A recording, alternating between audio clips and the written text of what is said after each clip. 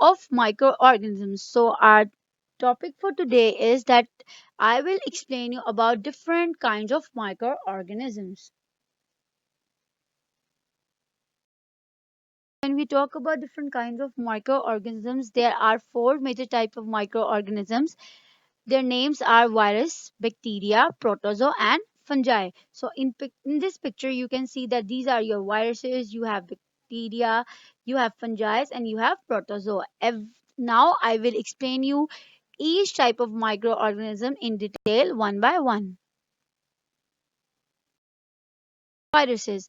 Viruses can grow and survive only when they are living cells of the organisms. They multiply rapidly in warm and moist places. They are contagious. They can cause many diseases. So here in this picture you can see virus. You can see different sort of viruses.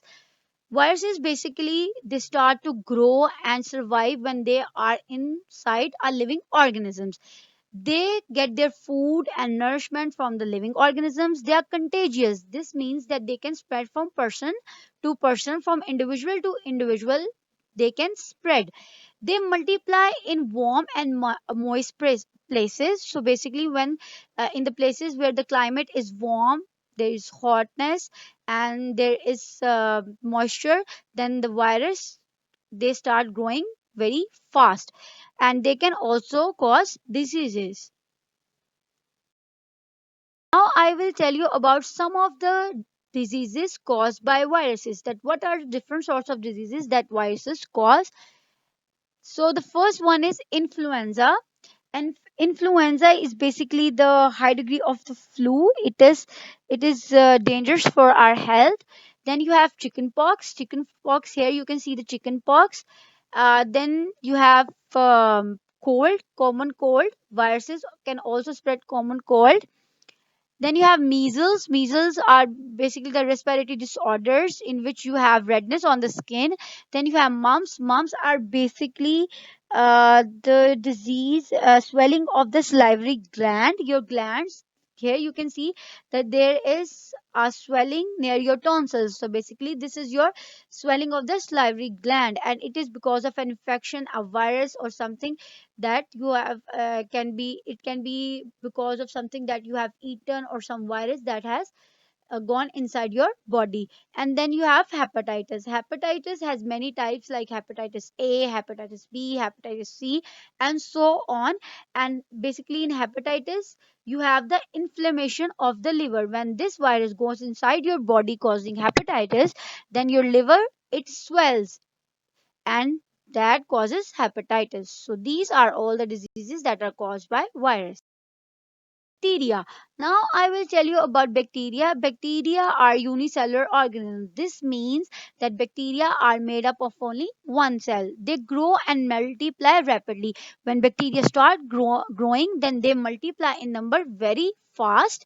Bacteria exist in three common shapes. So if you look at this picture, then you can see that the three common shapes of bacteria are round, spiral, and rod shape. So the round one are called cocci, the spiral are called spirilla, and the rod shape are known as bacilli.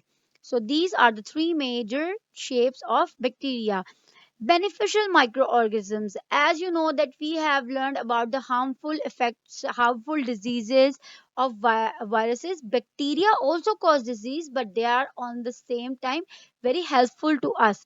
Helpful bacteria. Bacteria help to turn milk into yogurt, produce cheese, are in your stomach, helps digest food. So there are useful and helpful bacteria in your stomach as well, but they do not harm your stomach. They help in the process of digestion.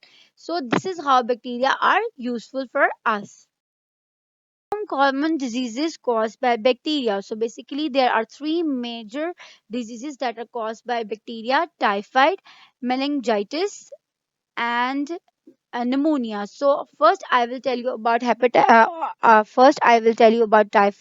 So typhoid is basically high degree of fever that is caused by bacteria high fever, and it can be death causing. It can cause death.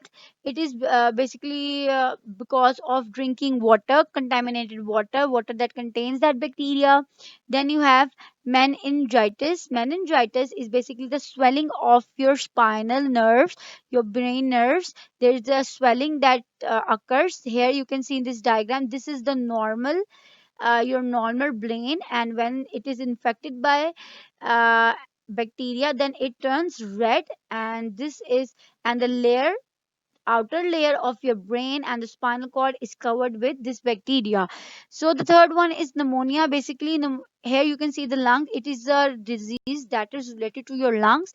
What happened is your lungs get filled with the pus, and they become inflammate, they increase inside, they swell, and your lungs are filled with the pus, and it usually makes it difficult for you to breathe. And pneumonia is a very major cause of death in the babies that are newborn. So newborn babies, if they have pneumonia, then it is very dangerous for us. Pneumonia is basically very dangerous for everyone, but for the babies it is very dangerous. So these are some of the diseases that are caused by bacteria.